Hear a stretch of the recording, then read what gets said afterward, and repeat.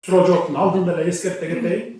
Көпчүлүк жерге барганда эле дароо эле мектеп, бала бакча, спорт комплекс, анан таза суу жөнүндө айтып атасыздар да. Эми бул 4 маселе боюнча биз күнүгө өкмөттө күнүгө жыйын, күнүгө ушул сөз. Мисалы таза суу боюнча биз жылына 20-дан 30га чейин айылдарды таза суу менен камсыз кылып, жылда ошентип келатабыз. Ошо сиздердин айылда таза суу жок болсо ага да жетебиз. Анткени мына министр отурат, туруп коюңузчу жогунда. Ар бир айылда кайсы айылда таза суу менен камсыз кылына элек бүт учетто турат, менде да мына бул жерде турат. Анан аган ошо жеткиче чейин эле бул жерде ошо жарым саат, ошо 2 саат жол ошо болсо 2 саат боюнча таза суу, мектеп, анан спорт комплекс, анан деп неме кылбай, бала бакча деп. Мектептер боюнча мына билесиздер, акыркы союз чачыраган мезгилден бери мектептер почти салынган эмес десек болот. Ар бир мектебиз, ар бир айылда тетиги 60-70 жылдагы мектептер, 80 жылдагы мектептер болчу. Акыркы 5 жылда мына биз бир 1000ден ашык мектеп салдык окшойт болжол менен. Ошентип 3,5 миң айылга чейин жетебиз, эгерде мектептер эски болсо. Аны дагы мынакей 100дөгөн мектепти, жылына 100дөн мектеп салып келатабыз. Мына Оштун өзүнө эле, шаардын өзүнө эле 15 мектеп салып атабыз. Бишкектин өзүнө эле 35 мектеп салып атабыз. Мына ушу күзгө чейин, сентябрга чейин беребиз. Анан ар бир айылдарда жанакы урайын деп калган, МЧС окуганга болбойт деп берип справка берген айылдарды дагы алмаштырабыз. Ошон үчүн баарын бир жылда алмаштырып коюш кыйын. Ошон үчүн жыл сайын ошо ар бир айылга жетип барып атабыз да. Бул бир. Экинчи андан кийин бала бакча боюнча дагы күчүбүз жеткен айылдарга акчабыздын чөнтөгүбүзгө жараша салып жеткизебиз. Ар бир айылга ошо бала бакча жеткизишибиз керек акыры 30-40 жылдарга чейин. Андан кийин ошондон кийин анан спорт комплекс айтсаңар болот да. Андан кийин анан спорт комплекстерди салалы. Биринчи кезекте биз таза суу, мектеп, бала бакчаны бүтүрөлү, анан спорт комплекстерге өтөлү да. Ушуларды мындай бир сөз кылбай, мындай мен чече турган, республика чече турган маселелерди айтсаңыздар, анан эгерде адилетсиздик болуп атса, калыпсыздык болуп атса, тиешелүү укук коргоо органдары тарабынан, сот тарабынан, прокуратура ошолорду айтыңыз да. Жанакы ушул маселелерди айтпай тез айтсаңыздар, ошондо жыйын дагы тез бүтөт. Сиздерден кийин мен Алай районуна барам, ошого дагы баягы убакытыбыз үнөмдөп, убагында жетип баргандай болот. Анда сурооңуздарды бере бериңиздер. Рахмат, Кожоевич. Биринчи микрофон. Урматтуу Садыр Кожоевич, биздин айылга куш келипсиз. Мен жеке айылдын тургуну болом. Акимбекова Жамбы, күйөөм Куртомат менен калп жерден жала жабылып, камалып кетти. Акимбекова Жамбы. Жамбыжы. Аттыңыздарды да айтып туруңуз да. Күйөөм Акимбекова рахматылла. Өзү да 3-чү топтогу майып. Азыр Молдованга 27-де ооруп, ахвалда ооруп жатат. Ошого карап бериңизди сурайм. Рахмат, Алла разы болсун. Эмне болуп? Кылмыш эмне кылмыш? Куржала жабылып камалып. Эмне куржала, эмне деп шашпай айтып берсеңиз, куржалабы же башкабы азыр мына биякта тиешелүү органдарда отурат. Беттештиребиз сиз менен. Кана? Жарбашынан бирөө өлүп калса ошо машинеде сен барсың деп күйөөм өзү оорукчан, биз көзү да көрбөйт. Бири тиши жок оорукчан эме ушу калп жара жабылып кетти да. Кайсы орган тергеделер? Милициябы, прокуратурабы же улуттук коопсуздук кызматыбы? Чоңарайдан Оштон тергеп. Сиздикиби? Кана айтыңызчы. Саламатсыздарбы, Садыр Кожоевич. Өзү оорукчан, 3-чү топтогу майып. Угуңуз туруңуз азыр. Чоңала айылынын тургундары бул иш боюнча 2027-жылы 16-октябрь күнү Жусупов Ишенкул жансыз денеси суунун боюнда табылган. Ал жерде 2 күнү 2 адам аларга жаракат келтирип ошонун жыйынтыгында каза болгон деп чечим чыккан. Бул боюнча соттолуп, экөөсүн сот жолуна тартылган. Бирөөсү 12 жылга, бирөөсү 10 жылга. Өлгөн киши колду болгон. Ооба. Өлүмүнө ошо 2 киши өлүп болуп чыккан. Бул кишинин жолдошу анан дагы башка киши бар. Экөө. Далилдериңер беле? Далилдеп тергөө болуп сот коюп, соттун чечими чыккан. Эмне болуп өлтүргөн экен? Мушташевди же эмне болду? Булар чогуу отуруп ошо бири-бирине заатар кетиргенде ошо кесепет менен каза болуп калган да. Получение травма. Мушташев. Арага чыккан нерсе. Арага чогуу.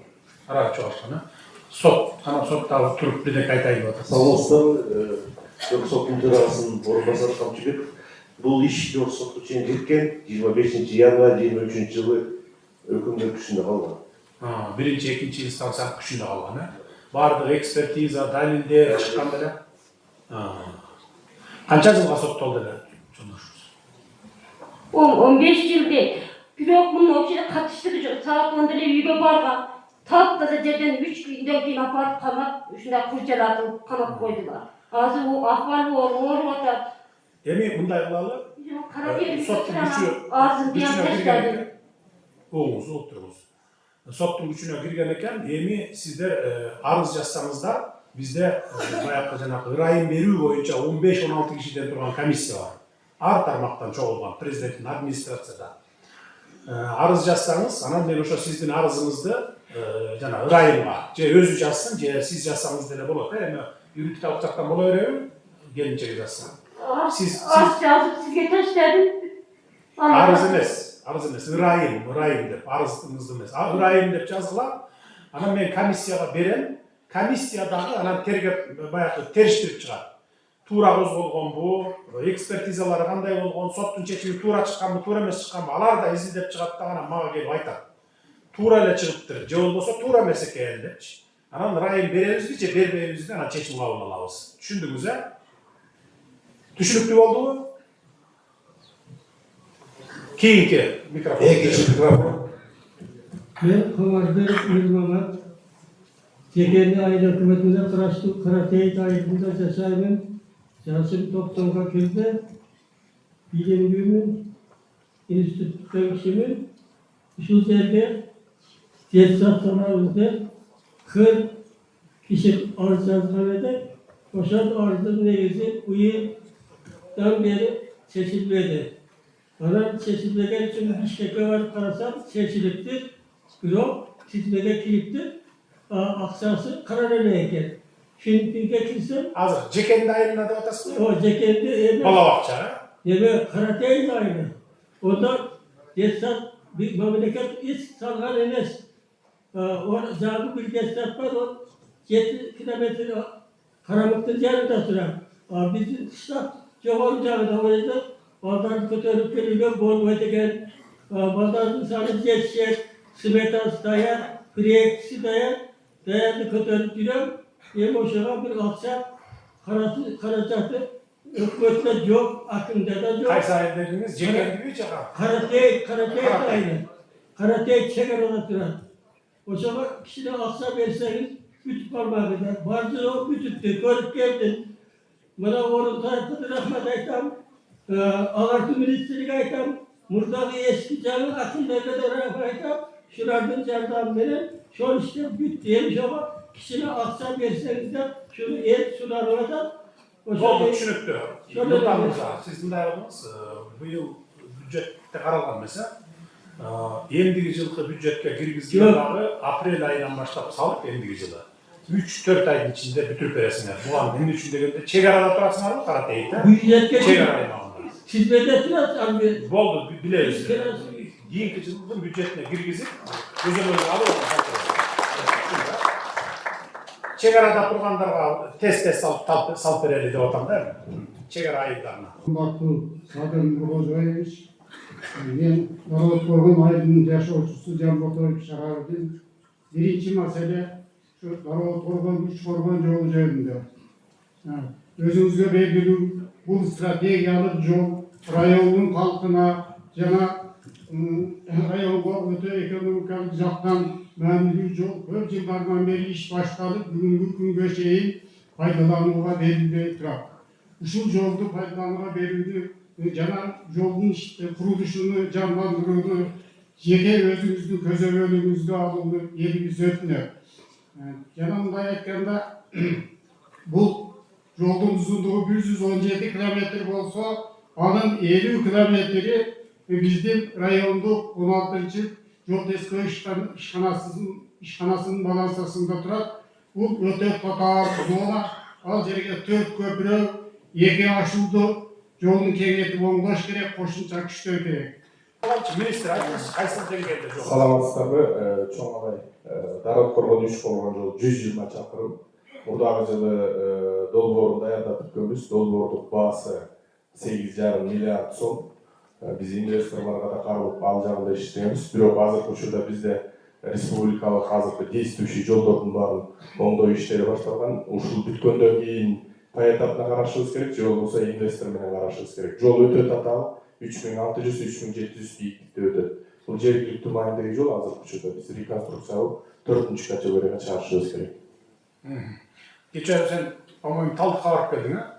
Талдыкка. Мен Талдык менен өтүп келдим бул жака. Өтүп келдиң. Талдыкка биз туннель неме кылалы деп өтүп келек, пландаштыралы деп өтүп келек. Ошол кайсы деңгээлде турат? Ал маселе дагы бар. Азыркы учурда баягы идея катары эле ТОсун дагы баштай элекпиз. Бир 7-8 чакырым болот, бир 20-25 чакырым перевалды кыскартат.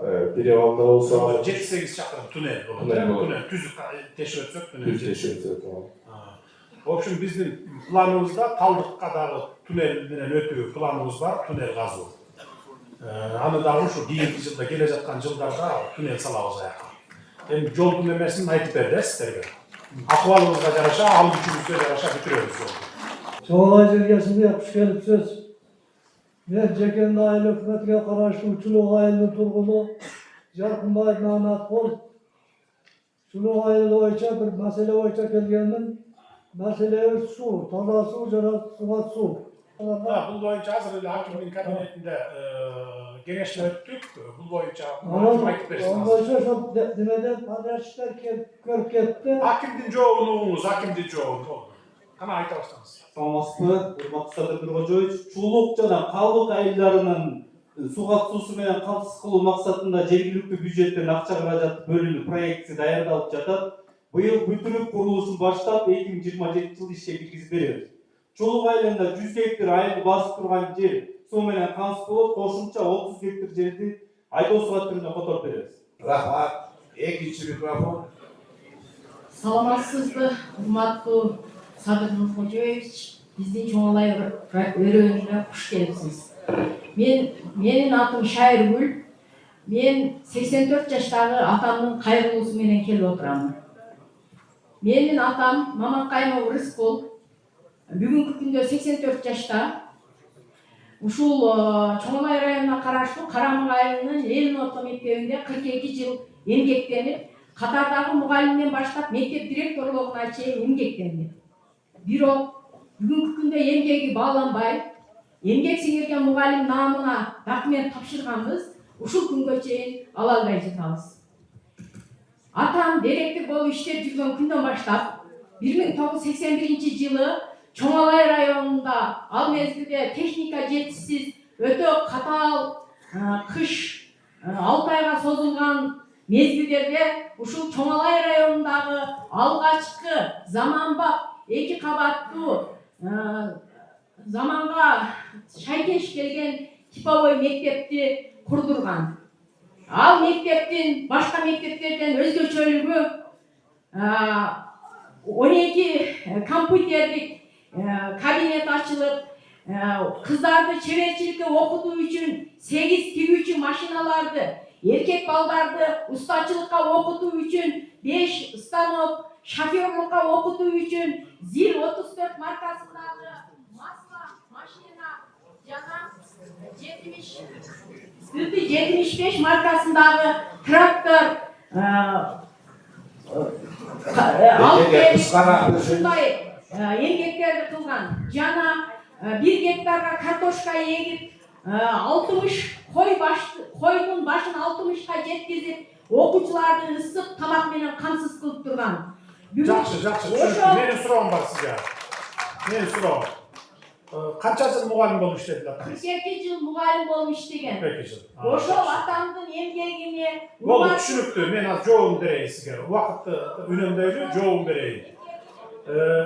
2020 жылга чейин билесиздер, мындай сыйлыктар, мисалы, сыйлыктар, заслуженный деген, баатыр деген, жана башка баардыгы акчага сатылып келген, мына гос органдагыларда отурат, эч кимге жашыруун эмес. $10.000 чейин болчу. 5.000ден $10.000 чейин болчу. Анан мен 20 жыл келгенде буну ревизия кылдырганмын. Кана сыйлык алгандардын бардыгынын фамилияларын көтөрүп чыгып, ким кандай алган, канча жашта, эмгеги сиңгенби сиңбегенби деп туруп, 1,5 жыл ревизия кылдырганда 30га чыга элек мугалимдер, врачтар, тааныш билиштик кылып акчасы барлар, заслуженный алып алгандар чыккан. эки ырырдап чыгып койгон жап-жаш кыздар, балдар, заслуженный артист, эл артистин алып алгандар болуп чыккан. 30 жыл, 50 жылдан бери эмгеги сиңген аксакалдар, эжелер, апалар, ушундай албай жүргөндөр болгон да. Ошон үчүн 2021ден баштап биз 300дөп, 400дөп сыйлык бердик. Билесиңерби, мен тапшырып аттым го. Жылына 2 жолу, 3 жолудан тапшырып аттык. Анан жалаң ушундайларга тапшырып берип аттык да. Баягы эмгеги сиңген 30 жыл 60ка чыккан, 70-80ге чыккандардын баарына 84 жашта экен. Ömür uzun bolsun dagы деле эмгеги 40 канча жыл мугалим кылган болсо бул адам татыктуу. Анан биз берип бүткөндөн кийин, бүттү деп эсептегенден кийин, баягы чыныгы эмгеги сиңгендерге берип бүттүк дегенден кийин биз сыйлык берүүнүн эрежелерин өзгөртүү боюнча тапшырма берген. 47 сыйлыктын түрү бар экен бизде. Сыйлыктын түрүн эле жазып бериптир. Анан кийин биз аны бир 20га түшүргүлө деп 20га түшүрткөнбүз. Жогорку кеңештин дагы сунушу болуп 15 эле кылалы деп. Ага деле макулбуз, бирок келе элек, оңой бизге келбейт.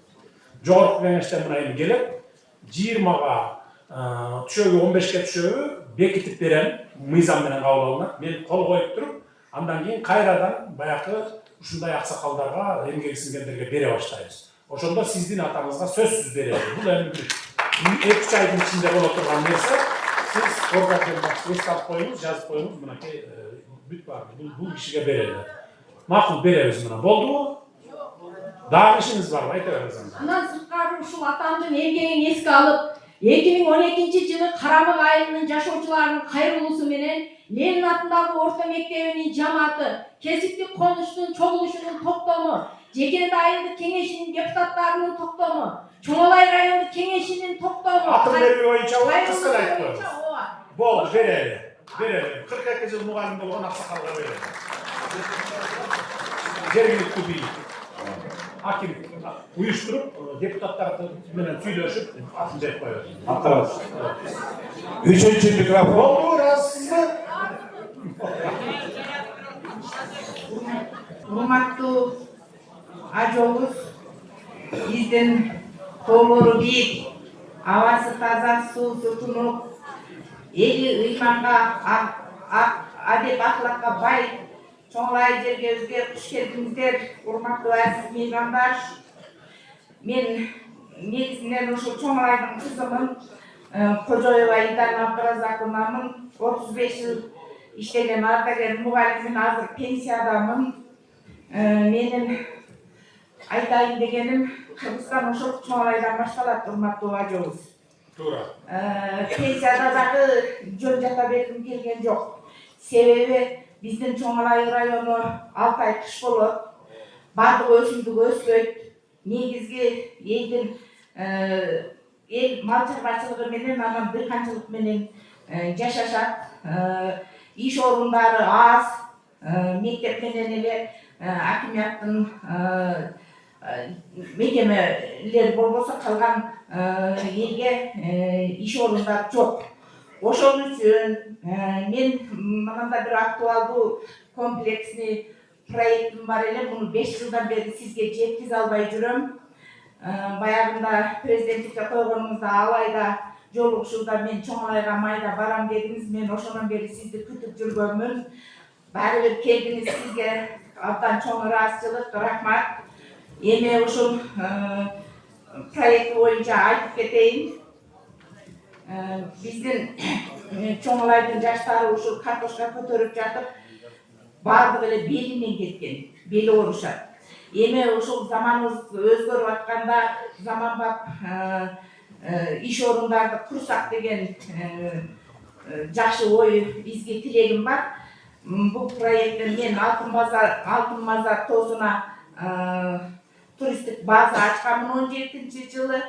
Отчеттору берилип, налогун төлөп жүрөм. Ошол Алтын Мазар тоосунан келген алтындара суусуга малый Эжеке кыскараак айтыңыз, баш келбеди. Кыска айтканда жеткиликтүү болбой жатат. Тыюу салбай туруп тургула. 1 миллион нары берип кетилбейт эч нерсе. ошол Мал эгеси салганга жардам сурап атасызбы? мал эгеси алганга бул проектини мен грантка жазганмын, бирок бийлик тараптан так колдоо боло элек. Канча мегаваттык жери болот ошо мал эгеси? 2 мегаваттык. Анан эң негизгиси мындай, Садыр Нуркожоевич. Ал жерге мал эгеси турсак 32 километр Чоңрай айыл өкмөтү менен Кашкар суу айыл өкмөтүндө 9000 гектар жер суу ичет, 32 километр жерге канал курулат. Ошол менин осомо 100 гектар жерге плантация кылалы деген оюм бар. Карагат Чоңрайга башка өсүмдүк өспөйт.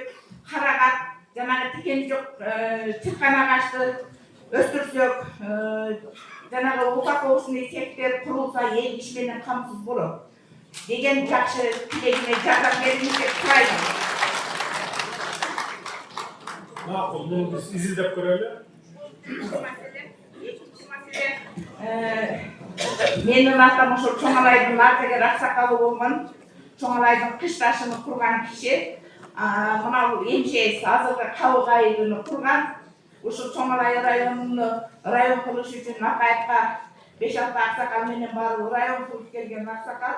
Азыр ушул Кабык айылы 50 жыл болуптур. Кабыкта төрөлгөн бала 50-гө кирди. Быйыл ушул Кабык айылынын 50 жылдык юбилейини мына өкмөт аким отурат өткөзүп берсе, ошол Кабык айылында суу проблемасын чечип берсе. Анан ошол жерде алтын завод бар, Кайде, Кабыкта. Ушул алтындын пайдасын акимдер эле көрбөсө, карапайым эл көргөн жок, районда көргөн жок. Бул сөзүңүзгө мен кошулбайм. Элге даройлуу айтып коеюн. Бул жерде мурда ошондой болушу мүмкүн эле 20-жылга чейин. 21 жылдан баштап биз бардык алтын кендерди, көмүр, темир, жанагындай баалуу металлдарды, редкоземельный металл деп коебуз, баалуу металлдарды, критический металлдарды. Биз өкмөт көзөмөлгө алганбыз. Булар баягы рудан алып чыгып кетет, тияктан иштеп, переработка кылып, анан келип кайра келип отчетун берет, налогун төлөйт. Ошондо рудада, мисалы 6 грамм алтын болсо, булар баягы комиссияга жана лабораторияга тыйын берип коюп, 2 грамм бар, 3 грамм бар деп алып чыгып кетип жүрүшкөн.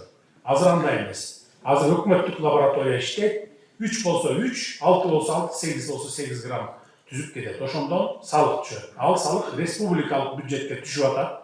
Мына бюджеттин, республикалык бюджеттин биздин толуп атканы, мына анда салымы бар. Анын менен жолдор жасалып атат. Мына мектептерди сурап атасыңар, суу чыгарып бер деп атасыңар. Ушул иштин баары ошондон жасалып атат. Жергиликтүү акимдердин, губернаторлордун же айыл өкмөттүн тиешеси жок аяка. Республикалык деңгээлде көзөмөл бар жерде. Болду, жазып алдым мен. Муну эсеп калайын. Кабык айылына жакшы иш жасап беребиз деп. Жакшы иш жасап беребиз. Рахмат, 4-чү микрофон. Салам алейкум, Садыр Нуркожоевич, Чоңалай районунан. Мен Идрисов Жеңишбек Шермаматович, Карабук айылынан болом. Мен айтайын деген бир эле маселем бар, Садыр Нуркожоевич. Азыр өзүңүз да көрдүңүз, өзүңүз айтып өттүңүз. Бизде негизинен мал чарбасы менен дыйканчылык. Дыйканчылыгыбызда мына эми айдын этегинен баштап картышка экебиз, 2-3 айда картышка чөптүгүп жыйнайбыз. Асылы негизи 12 ай мал мененбиз да биз. Биздеги проблемабыз эле бизде район боюнча 3 айыл өкмөттө 3 бет айтыс бар, 15 бет сегиз бар. 3 айыл өкмөттүн 3 бет айтысы жетишпейт экен. Жалгыз көп болгондуктан ар түрдүү оорулар каптап, бир мына яшы оорулары өтө малда оорулар көп болуп кетип, эл өз башынча ар ким өзүнчө дарылап туруш келгенде. Баалар бир жерде туруктуу эмес. Кайсактыкка барсаң ар жерде ар түрдүү баалар бар. Ошон үчүн биз сизден суранабыз, жалпы элдин атынан ошо 15 бет айтыс бар экен, өздөрү чейин келген. Булар бир барбайт экен айтсаң десең, же контролго албайт экен, ушуларды мамлекеттик бюджеттен каржылап эмгек акы берсеңиз, алынса биз көпчүлүк деген. Түшүнүктүү. Бул боюнча өкмөттө сөз болгон, мына министр айтып бериңизчи. Ветеринарларды кандай кылып атабыз, кантип көбөйтүп атабыз, ошол жөнүндө айтып берсеңиз. Урматтуу Садыр Нуркожоевич, урматтуу чогулчулар. Негизи бул маселе бар. Бир эле Чоңалайда эмес, жалпы Кыргызстан боюнча ветеринарлар жетишсиз, ошол жеке ветеринарларды мамлекеттик алуу боюнча азыр долбоор иштеп чыгып атабыз. Жакын арада мамлекеттик кызматкер катары иштеп кызмат көрсөтө баштайт. Ошондо бүт жерлерде маселе чечилет.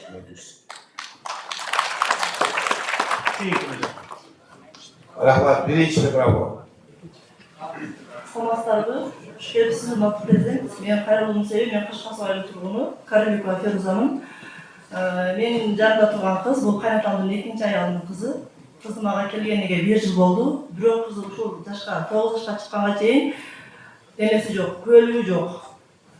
Кайнатам менин бунун апасы Нургапчы болгон. Кыргызстанга келген, бирок эч жерге учетко турган эмес. Кайнатамдын документи болгон эмес. Экөөнүн ортосунда ЗАГС болбогондуктан аялынын ден соолугунун мүмкүнчүлүгү чектелгендиктен аял үйдө төрөлгөн экен. Бизге 2025-жылдын апрелдин 19-сунда алып келип берди кызды. Ал учурда кайнатам дүйнөдөн өткөн болчу. 2 айдан кийин апасы да өтүп кетти дагы. Ушул күнгө чейин кыз көөлүк ала албайт азыр. Канча жашта бердиңиз? Кыз 2017-жылы. 2017-жылда 9-га чыкты. Ооба, 9-га чыкты. Так. Sizge tapşırma, cezası hazır. Bir cumanın içinde mitrikasını verirler. Как этически мыйзам бар, кайрылман мыйзам бар. Этникалык кыргыздар дүйнө жүзүнөн Кыргызстанга келгенде көк паспорт алат, этникалык кыргыз деген, кайрылман кыргыз деген. 1 жылдан кийин анан паспорт беребиз, туурабы мыйзам боюнча. Бул кызды дагы ошо багып алган эжеси аркылуу тактап туруп, мындай кайрылман кыз катары болуп туруп митриканы берген, анан кийин паспорт бересиң. Жаш жеткенде паспорт бересиң. Түшүнүктүү, документтер толук. Бир жагы Кыргызстанда паспорту жок, жаран болбош керек. Түшүнүңүздөр, биз муну 2021-жылы келгенде эле Сары Моголдо жашагандардын бардыгына паспорт берип кеткен болчу. ID карт берип кеткен. Мына бирөө бар экен да, дагы берилбей калган. Бергиле. Rahmat, ekинчи mikrofon. Саламатсызбы, урматтуу Садыр Нургожоевич. Мен Кашкасуу айыл өкмөтүнө караштуу Каракабак айылынын тургунумун атын Мурзакан Файзылда. Биздин Каракабак айылы эң алгачкы уюштурулган айыл 1936-жылы климаттык шарты оор, деңиз деңгээлинен 2900 метр бийиктикте жайгашкан. Бизде арпа, буğday, картошка өнбөйт, пышпайт бизде. Ошол жердеги айылдын жашоочулары мал чарбачылыгы менен жашап күн кечирүүдө. Биздин айыл алгачкы уюштурганда ошол жерден алай тукумда жүндү парода чыккан Ильяс Мамуктуш Ботбаевдин эмесинен. Одан кийинки жылы Батыралы Сыдыков ошол жерде окуп жүргүзүп, биздин айыл ушул райондон кийинки уюштурган айылда эң түпкүлүктүү айылдардын бири. Азыркы 2 жылда биздин айылда өтө кооптуу, бул эл мындай стресске түшүп калды. Кыргыз көмүр ишканасы 2 жылдан бери келип 1610 гектар жерге айылда элдин үлүшү жайгашкан жерден чалуу иштерин жүрүп көмүр казабыз атат. Эл буга карманчы, карышы. Биздин ошондой айылга өтө жакын жайгашкандыктан экология чоң таасирин тийгизет. Айылдын элдин жашоосуна да турмуш тиричиликтине оорчулук болуп атат. Шулардын лицензиясын алып берүүңүздү биз сизден суранып кетебиз. Батыралы Сыдыков губернатор болуп келгенде биздин Каракабак айылына мектеп тачпа дегенди айтууга туура келип калды. Мектеп салып берген. Азыр мектебибиз авариялык учурда турат. Үстүнө чыксаң шак салып койгон, баягы үстүнө келген тактаны ошол убакыттагы шоңдор бүт алып кеткен да үстүнө шак салып, астына фанерлеп койгон. Тура куюлуп турат. Мына районубуз, биздин райондо 17-18 айыл болгон болсо, бардык айылдарда спорт залдар жетиштүү. Биздин айылда спорт зал жок. Бир элдин ашар жолу менен бүтүргөн бир маданият үйүбүз бар эди. Буну дагы Абыкей аким болуп келгенден буздуруп баштап туруп берем деп ошол жерде турулбай эле калып кетти маданият үйүбүз. Күн кечкирди, айылдын балдары башка кыштактарга кетет тоо ойногону. Олар баргандан 12-1ден кийин очерет тиет экен, таңгамага келет тоо ойноо. Биздин айыл тоо ойногону боюнча азыр акыркы суроого кайтып коеюн, андан кийин жооп бересиң сен. Ар бир айылга Кыргызстан боюнча жана кичи футбол аянтчасын салып келатабыз. Жарык менен, түнкү жарык менен. Кечинде мал тейлеп келгенден кийин анан барып туруп ойногудай кылып шарт түзүп келатабыз. Азыр Баткенде келатат. Баткенде 15 айында башталды. Север жакты бүттүк. Көл, Чүй, Талас, Нарын. Нарын да бүт элек. Нарын менен Талас. Анан ушул чоң алайдан тегил акыркы айындан башталат. Азыр эле ошо жерден да айттым, жана чек арачыларга да өзүнчө кылып салып бергиле деп. Карамак чек ара заставасына деп. Сиздердин айылга дагы жетет ал. Андай проблема болбойт. Өзүңүздөр башка айылга барбай, өзүңүздөрдүн айылыңарда кечкисин малды тейлеп койгондон кийин светти күйгүзүп алып ойнay берет. Ар бир айылга жеткизебиz. Кыргызстанда бир дагы айыл калбайт, кичи футболдук аянтчасы жок. Жанагы. Так, берки маселеси боюнча Нурдан айтып коет. Мектеп боюнча 50 жылга титулга карап атабыз. 50 жыл курулуш иштерин баштайбыз. 2 жылдан бeri büyük fırlat деген маселе көтөрүлдү ого. Жок, Бизде өткөн. биздер Жылдан бeri кылмай келип атабыз. негизи проектти биз дайындап койгонбуз, проектибиз бар. Азыркы учурда акча каражатына байланыштуу 50 жылы курулуш иштерин баштайбыз.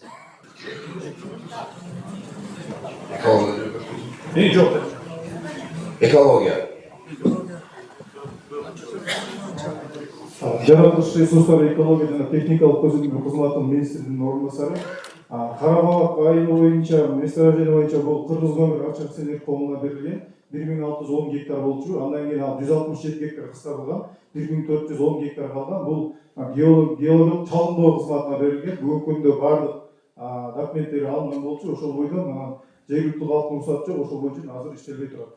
Turizm tarmağını önüktürü boyunca bizim Çoğunlay'da közge basar leylik çokusu var. Dünyada gelen alpinistler o yerge gelir. Alpinistler gelir, ana turistler gelir. Bu yerde 9-10 firma jaygaşkan. Vardığı sayda taşlar yerde jaygaşıp oturan. Bundan dışarı Sayız'ın uvağında Babur Okulusu'nda kurulgan Sayız'ın lageri var. Bu lager 91 hektar yerde yerle turar. Cahittin esevinde. Bunu Bekbulat Koşoy, Koşol vakta mençikleştirin o ağzını. Ağzınıza çeyin uşul bizim memlekette ötüyorlar. Жопер коюп болду сразу. Бул боюнча 2 жерге азыр эле жогору жакта келишим көрдүк. Бирөөсү ушул 91 гектар жер боюнча кайра кайтарылып, анан өкмөттүн балансына өтүп районго берилет. Бул жерге 40 миллион сом сурадылар. 40 миллион сом сурашты. Жанагындай апрелдерди коюп, гостиница салып, анан альпинисттерди ошол жерге жаткызуу, тозуу боюнча туристтерди. Экинчи жер кайсында, кайсыларында? Кашкар суу айылындагы муниципалдык мейманкана. Туристтер үчүн. Жана экинчиси деги 50 миллион сурагандар. Мейманкана. Кашкар суу айылында бул Кашкар суу айылында дагы бир жер бар экен. Канча гектар дедиңер? 91 гектар жер жана соттун чечими боюнча. Экинчи жер. Мейманкана боюнча 6 сотук Кашкар суу айылында жер бөлүп берген мейманкана үчүн. 6 сотук жер, анан берки ошо 91 сотук гектар боюнча. Бул кыскасы эки жерге мен бирөөнө 40 миллион, бирөөнө 50 миллион эртең бүрсүгүнү бере турган болдум. Курулуштар башталат. Бул күзгө чейин бүтөсүңөрбүз, бүтөсүңөр. Аким мага кат жазып бара турган болду. Мен эртең бүрсүгүнү эле барып бөлүп берем. 90 миллионду. 40 миллион bir жерге 50 миллион экинчи жерге. Жок,